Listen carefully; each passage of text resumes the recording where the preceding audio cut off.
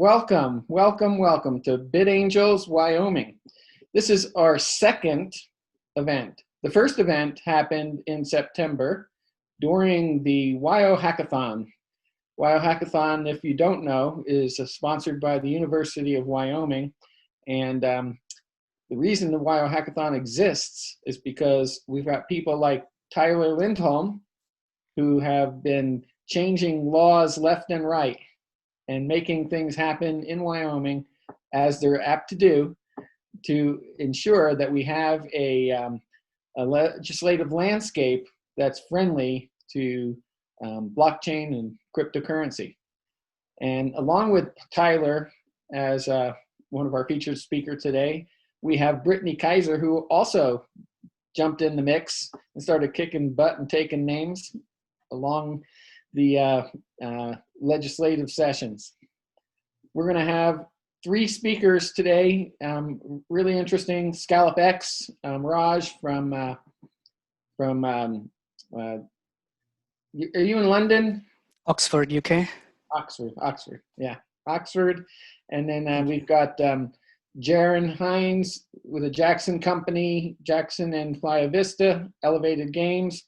And then Laramie One, Chris Schnook in Laramie, Wyoming. So that's going to be our lineup. So we've got a pretty interesting lineup today, and we're pretty excited. Our very first event in September yielded, guess what? Opolis, who went on to become the winner of the Coin Agenda event. 24 competitors, and they won. So we're expecting similar things out of this group, that somebody's going to win something big. So without any further bantering, I'm going to turn this over to Tyler, and he's going to visit with Brittany about what's going on in Wyoming, what kind of legislation has happened, give you a good understanding of why the governor last year declared Wyoming the crypto haven of the United States in a proclamation. Thanks, Rich. Yeah, appreciate it. So for everybody watching, if you haven't heard about Wyoming yet, I don't know where you've been. We've been able to accomplish quite a bit in the last several years. I guess it's been a couple of years now. That's about right, isn't it, Brittany? About 2 or 3 years? Yeah, I met you February 2018, I believe. Yeah, that's right. What a lot of folks don't know is I actually ran my first Bitcoin bill 2 years prior to that and got absolutely stomped. I actually had to learn how to pass bills, so that was a thing. And now, you know, a couple of years later, we're at 19 pieces of legislation, and dealing with a wide range of topics. We first started out, and this is when I first met Brittany, we started out with exempting all digital assets or virtual currency, however you want to call it, from the Money Transmitter Act. So that means if you're operating in the state of Wyoming, doesn't matter what exchange you go to or how you're operating, you're not going to be dealing with our division of banking in regards to trying to regulate you if you're an exchange or you're just purchasing from an exchange. All of that is on you, as it should be. And then we also did some other fun stuff. We did the Electronic Corporate Record Act, and the one that really got a lot of news was the ICO bill. And the ICO bill was pretty spicy. We actually came up with that idea on the fly once we'd had the other bills completed. I think it was Caitlin and maybe Lewis Cohen. I can't remember. It was like October. We had a couple months left, and I was like, "Hey guys, why don't we do something crazy? What's something that's like crazy that nobody would ever touch?" And so it was the ICO thing, is actually labeling down the difference between a utility and a security, and diving in on that.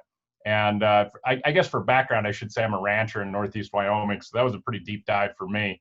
I've been a little bit of a Bitcoiner for a little while now. I mean, I got this guy that started me out down that whole bunny trail back prior to 2012. Right around the 2012 time period is when I first started looking at it. And over time, we developed stuff. But that first year, we didn't know if any of this was going to work. We didn't know if we were going to attract any attention. And I remember I was at the Little America bar, or no, shit, I was at, I can't remember, some hotel bar for some event. And all of a sudden, Brittany and some other folks were standing around, and they were like, "Hey, have you heard about this, about these bills going through?" And I was like, "Yeah, I know the guy. It's me that's sponsoring them." And they're like, "Well, shit, we're here to help." And Exactly. so That was my first trip to Wyoming. yeah, it's like all of a sudden balloon, and we already had a company coming in, and I don't know if they're still in, is it Big Crusher Labs? I can't remember. Mm-hmm. You know if they're still out there, Brittany? I'm not sure. I just remember them there in the beginning, along with the rest of us, ready to testify, ready to meet with every single person in the legislature to explain what a blockchain is and why it's so important to us and why it should also be important to them. I mean, It was the most amazing experience of my life to see the entire world converge on Wyoming. And I suppose, as a matter of background for all of you listening to this, you should know that I was a technologist that was so interested in blockchain and crypto projects. I was advising some companies. I was interested in data ownership and digital identity. And a lot of the projects that I had been working on, although we were building the technologies to make these concepts possible, we actually didn't have anywhere, especially in the United States, where we could build these technologies comfortably. Both myself and all of my friends in the industry had been starting companies in Switzerland, Estonia, Singapore, because there were no laws in America that actually allowed us to start a business in America, which is crazy as an American to not be able to start a company in the country that you live in. And so what I had seen happen was that tons of really well-meaning entrepreneurs were trying to build something, and then they were getting in trouble with the law because there was a lack of legislation, not because there were laws against them. There weren't enough definitions of the technologies that they were building. And therefore, if you didn't have a company abroad, you were risking getting your company taken away from you that you had spent so much time building. And so I found out in January 2018 that Tyler and other people in Wyoming were about to introduce two what I call blockchain positive bills, because at the time there was only one blockchain law in America, and it was the Bit license in New York, which is a negative law. It blocks people from actually building their businesses. And so I got so excited about these two bills. I had spent a lot of my life lobbying for things that I believe in, just representing myself. I've never been paid by anyone to lobby, actually. I represent my own interests, and I show up to talk to legislators and pay for it out of my own pocket because I just care about it so much.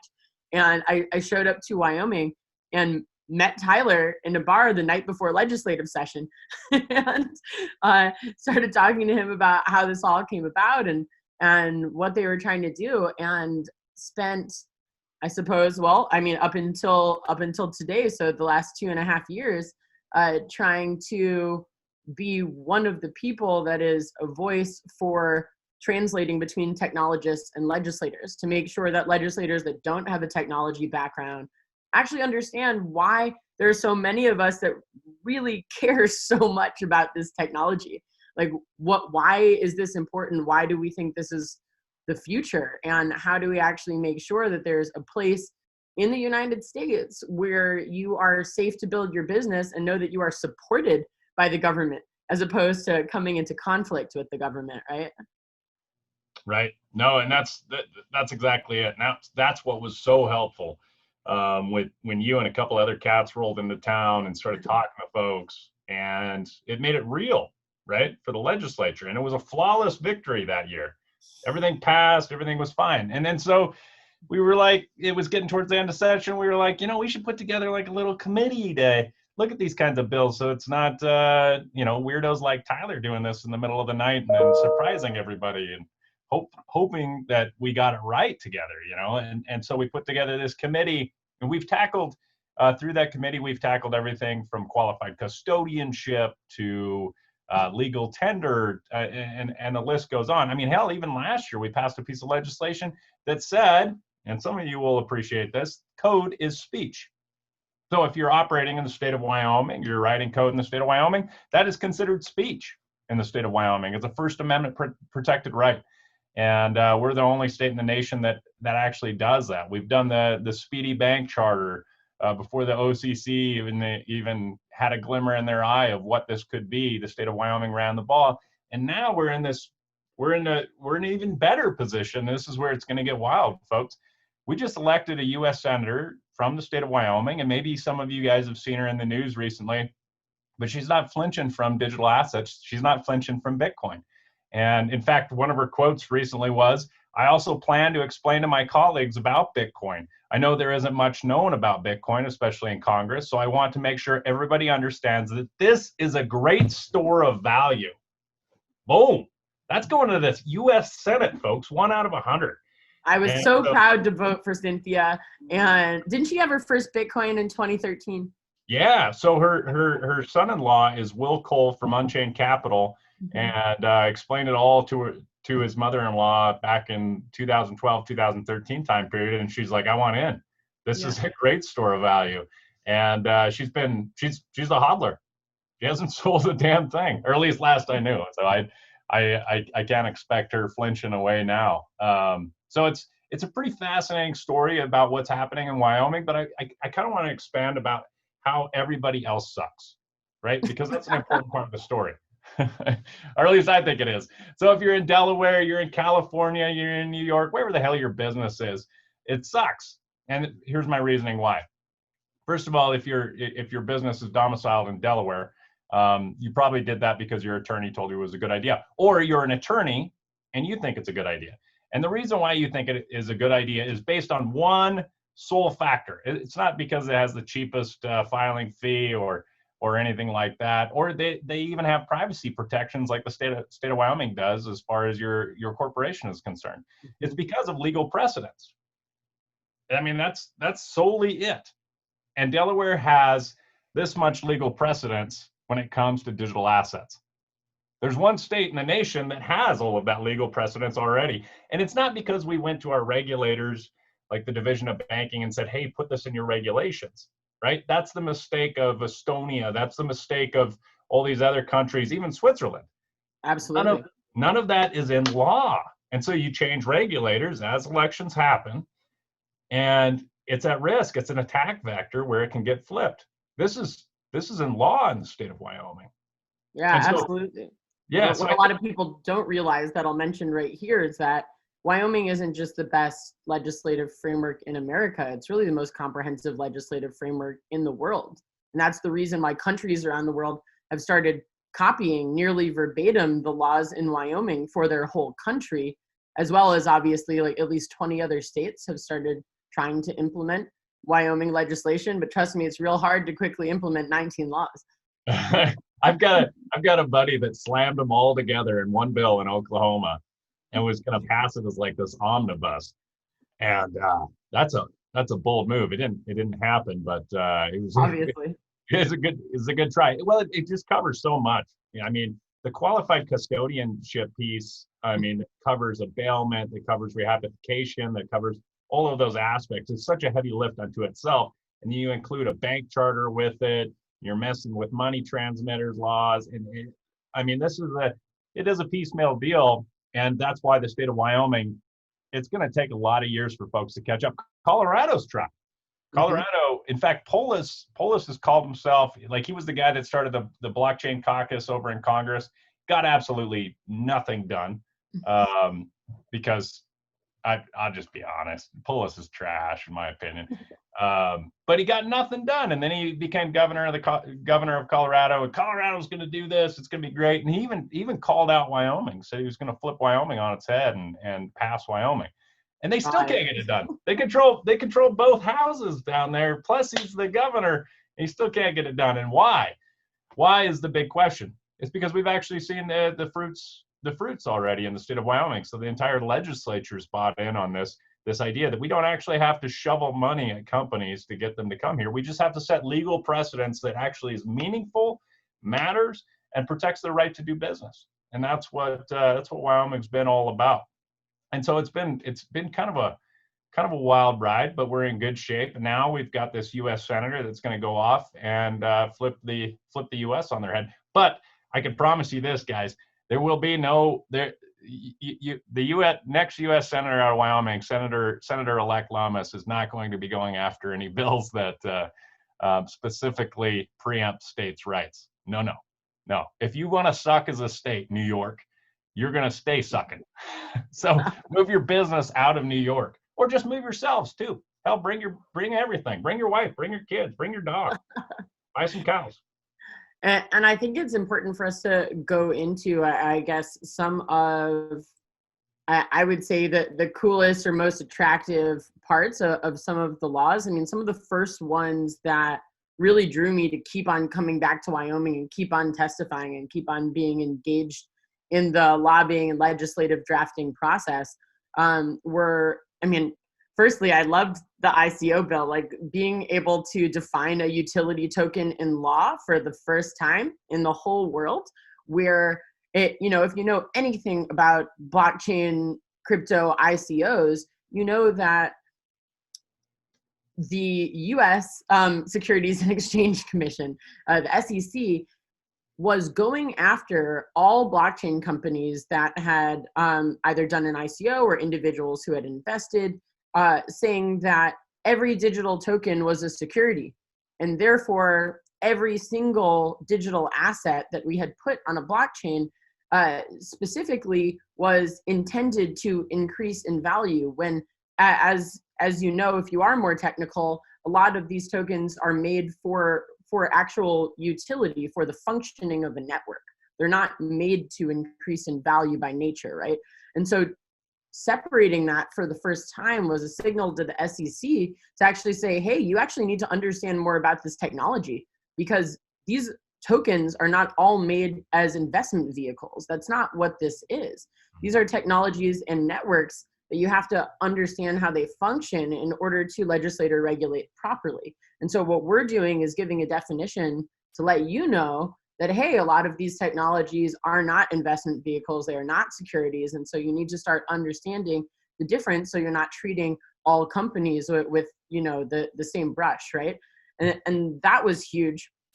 Also, obviously, my favorite, if you know anything about me and my obsession with data ownership, the first law ever in America, or actually in the world, that said you own your digital assets as your intangible personal property.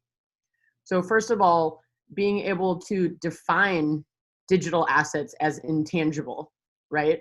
Because a lot of what's confusing in legislation and regulation of this industry is that because you can't see it, you can't touch it, it's hard for people to actually understand the asset class and what this value is. So to say that digital assets are not only an intangible personal property so that you can understand what that actually means, that it has the values of property, but also to give you legal recourse if someone is to damage that property, right? And that is what is so huge, that you have ownership over your digital assets, and having that legal protection is incredible for companies as well as individuals. I mean, I have all of my assets, all of my companies, my nonprofits, all are in Wyoming because it's the only place where if something happens, I actually have that legal recourse. I mean, it's so huge. Like that's kind of like mind blowing. And also in the very beginning, when we were drafting, saying that digital assets are a new asset class that need to be defined by new legislation, that was also completely revolutionary, because a lot of people were not actually thinking about in global markets, like what are we actually talking about when we talk about blockchain tokens?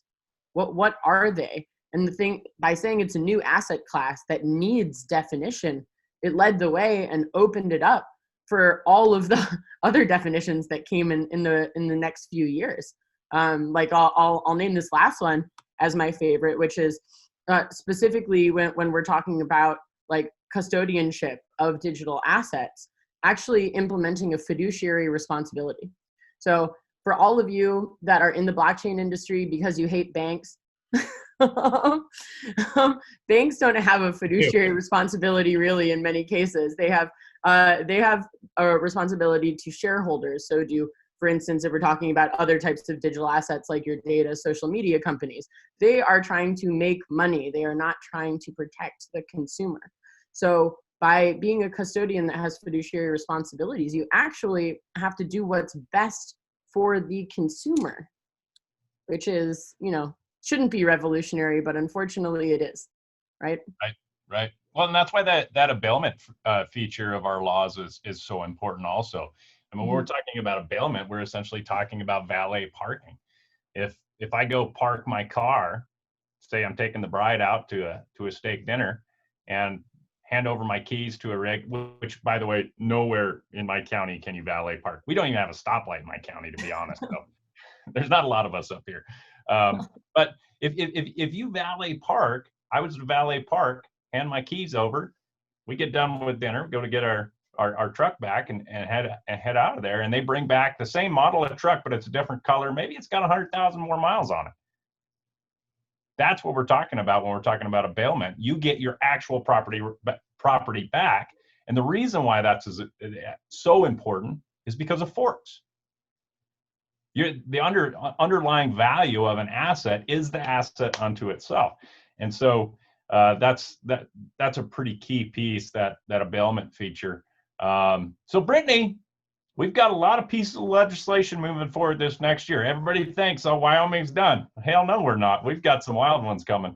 And so we've got a couple pretty wild ones in the stew pot. Have you been able to look at any of those, and you got any favorites? Yeah, well, I mean, I'll just speak to what I've been working on specifically, which has been, definitions of digital identity.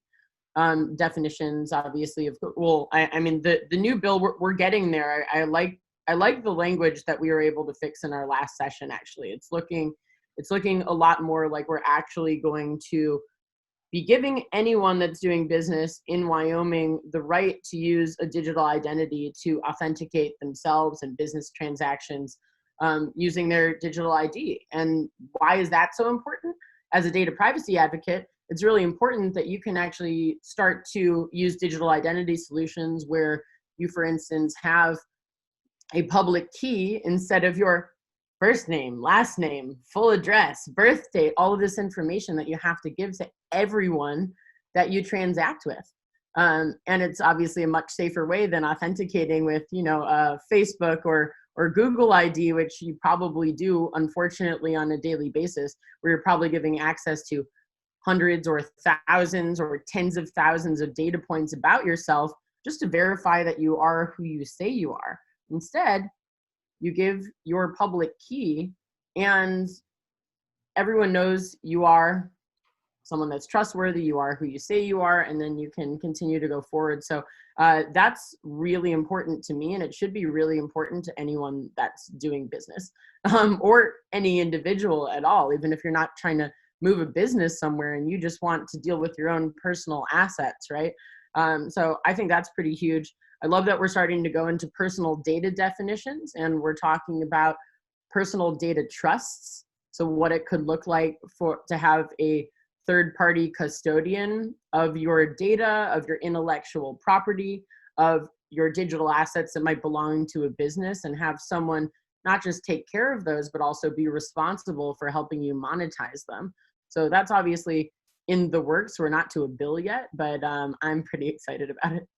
Yeah, no, I'm pretty pumped about that aspect too, especially considering the KYC AML ramifications that can come about. Now, granted, we've got to, I mean, a lot of folks, and in a lot of the laws we've done, a lot of folks have pointed and said, well, you can't do that, look at the federal law. Well, all of our success has been predicated on federal laws there's always holes. There's always holes. And that's where our success has been, is predicated based on holes in laws where a state can squeeze itself in and define its own future. And so I think that opportunity is there in the BSA to be able to make the state of Wyoming even more free than it already is, and be able to provide better opportunities for those types of practices in the state of Wyoming. What about the private cryptographic key? I dig that one. I think that one's as good as it gets. I mean, so as a way of background for everybody, we all know private and public keys, right? Makes good sense. But what if you're in court? What if you're getting divorced and the judge orders you to turn over your keys. But they don't know the difference between a private and a public key. There's nothing in law. There's no case law in this regard. So what if they had you turn over your private keys? Well, that's beyond the pale, isn't it? I mean, the reality is what they really want is your public keys to know how much assets are truly there, to be able to define that for the reason of settlement. But in a lot of cases, I think it could get pretty hairy coming up pretty soon if you had to turn over all your keys because a judge didn't know that a private key actually controls the asset unto itself, and that's not what they intend. So we've got a piece of legislation to clarify that and say that private keys are not to be turned over by any in any case. And so that's a pretty exciting one. I think that one's a pretty tough push, though. That one's going to be pretty hard. Yeah, but I'm willing to fight for it. I mean, that's really an issue of privacy. Like no one should have access to actually controlling anything that is yours. If there's something that happens where a certain amount of your assets are demanded, well, then they can make that demand and you can use your private keys to pay that or settle that. But no one should be doing that on your behalf if you have not consented, which is the same kind of conversation we're having right now in Wyoming Congress about personal data definition. So should anyone be able to control and trade or use your assets without your consent? And, it's this consent on digital assets that for too long has gone undefined. And therefore, individuals and even companies and organizations have been losing out because of that lack of control. So, putting these definitions and laws in place is there so that both individuals and organizations can make sure that, what's yours is yours.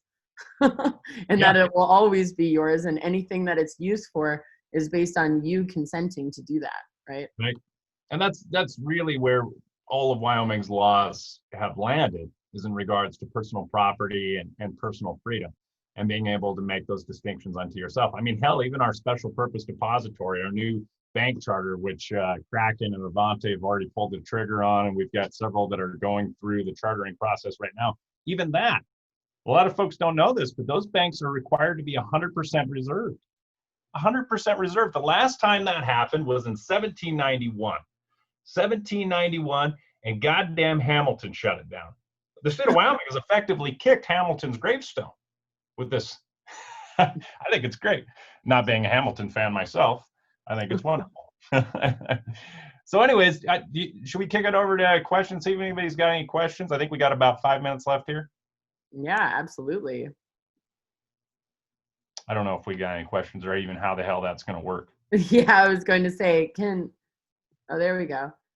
Can the code for crypto platforms be owned by a company in another state, and that company licenses a Wyoming company to market, operate, sell, and run the platform for customers? Yeah, I would think so. I mean, the only trick there is going to be based on that existing state's laws in regards to your corporation, as far as where the assets actually are domiciled at. That's going to be the trick. So as long as your code and everything else is domiciled in the state of Wyoming, I suspect that you would be protected. But I'm also not an attorney. I'm a rancher, so I would definitely consult with an attorney in that regard. There's some good ones in the state of Wyoming that are really hyper focused in this space. There's Matt Kaufman. He's a name that gets thrown around quite a bit. That's because he's an absolute stud on this. And then also Olson Legal Group down in Cheyenne. So they're all pretty good hands in this regard. I would double check with them, but absolutely. I would just make it simple for you, and you can transfer your business, re-domicile it in the state of Wyoming. I was just going to say that. Yeah, that's the super simplest, and that'll be actually the cheapest way to do it. Yeah, absolutely. It's quick, it's cheap. Like unless you can articulate to me very quickly why your business is in another state, it's probably just because your CPA or your lawyer advised you to do that for a reason that is no longer relevant. Because if you're at BitAngels, you probably have a blockchain company. And therefore, if you're not in Wyoming, I don't understand. It's time to move too, Dwayne. Like honestly, Wyoming, no personal income tax, no corporate income tax, 49th lowest property tax in the nation, low sales tax. I mean, the list goes on. It's time to move. Keep your own money. Correct. And one of my other favorite bills, I forget exactly when we passed this one, but because your digital assets are defined as your intangible personal property, we also went and drafted and passed a law that gave a property tax exemption for digital assets. That was actually the super sneaky way how we defined it as property without anybody really realizing what we were doing. Was our first blush defining it as property to see how everybody felt. And that bill was carried by Senator Ogden Driscoll. I'm seated with him up here in the Northeast Wyoming. He's a big old cowboy, owns like 700 head of cows. He's just a hell of a good guy. And he carried the bill that said you can't tax digital assets with property tax. And everybody said, oh, okay, well, we would never do that anyways. What they didn't realize what Augie Doggy was doing was he was actually defining it as property by saying that. And so it was a nice move. He's in New Jersey. He's moving out. You need to move. New Jersey's taking your money. Oh, your companies are already in Wyoming. Well, bring yourself over to Wyoming. Yeah, move. Property's cheap. Come on out. Buy some cows, a couple chickens or something. When does the private key bill go to legislation? So typically we would be going into legislation this January. But due to COVID, we're probably going to get pushed off till May because nobody wants to do an online version of session. It's really hard to be able to lean on people via Zoom. So it'd be pretty hard to get that passed in a Zoom type session. So and they're probably going to kick her off until next May. Mm-hmm. Can you assist in moving 100 head of cattle from Idaho? I actually own a cattle pot. So that question was, can I assist in moving 100 head of cattle from Iowa to Wyoming? I own a cattle pot. My ranch does. And so, yeah, actually, we can. I don't know that I want to drive to Iowa, though. But I know lots of folks that would. All right. So we got, does the money transmitter licensing exception only or apply to transactions outside the United States? FinCEN reporting would be done as required. Yeah, FinCEN reporting has to be done as required. That transmitter license is only good for residents inside the state of Wyoming, as far as those types of exchanges having to get a permit or a license to be able to operate in the state of Wyoming. So it just frees up the people of Wyoming, hence why you need to move. Keep them coming, folks. Yeah, absolutely. What else have we got here? I think Rich asked, while we're waiting for more questions, you to talk about your talk show. Oh yeah, absolutely. Well, we've been talking over the past, I don't know however long we've been on, 30, 40 minutes, about, digital assets and definitions around them that protect your privacy, give you more rights. So I do a lot of work on data privacy specifically and data protection. And I have a new show called Privacy by Design that's every single Monday on Talk Shop Live if you want to check it out. My name's Brittany Kaiser if you don't already know me. And you can check out my channel there where I talk about exactly like what you can do to protect your privacy. We sometimes talk about law and regulations. We talk about education and awareness so you and your family can protect yourselves online. And then we talk about technology. So I actually talk about a lot of the companies that have moved to Wyoming since we've made these laws, what technologies they've actually built that help you have a digital identity and use that instead of sharing personal data, how you can own your data and monetize it for your own benefit, how you can have more transparency and permission structures into how your data is used. And so a lot of the laws that I'm specifically working on as part of a subcommittee on personal data definitions in Wyoming, thanks to the appointment by Tyler, is all of the laws that allow these technologies to flourish. So I'll put the link down here. I think that's an important note about Brittany's appointment and other people's appointment that are in industry. And it's something that we've actually taken some flack over. People have said, well, god dang, industry is helping the legislature write these bills. Well, you're damn right. It's not like we know what the hell is going on here.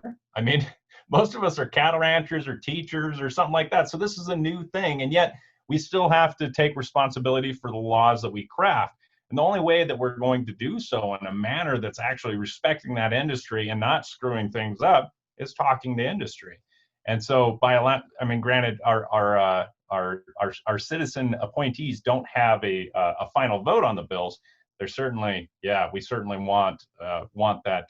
We want that innovation here. So we've got to work with industry, and I think that's been Wyoming's biggest deal. I mean, you look at the other blockchain task forces throughout the states, and there's like 25 goddamn people on these things, and everybody's patting each other on the back about how great they're doing, and they don't get shit done. Illinois, I'm looking at you. Illinois has had a blockchain task force longer than Wyoming, and they haven't gotten a damn thing done.